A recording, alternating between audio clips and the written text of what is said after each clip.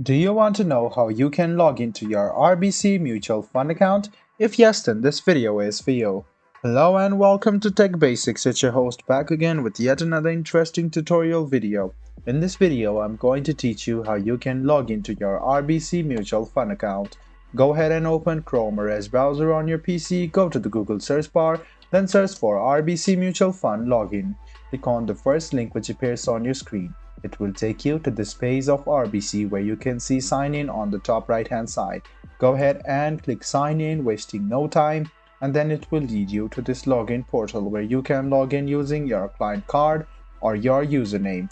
Go ahead and write down your username, click next, write down your password. You can view your password by clicking on this icon and then click sign in.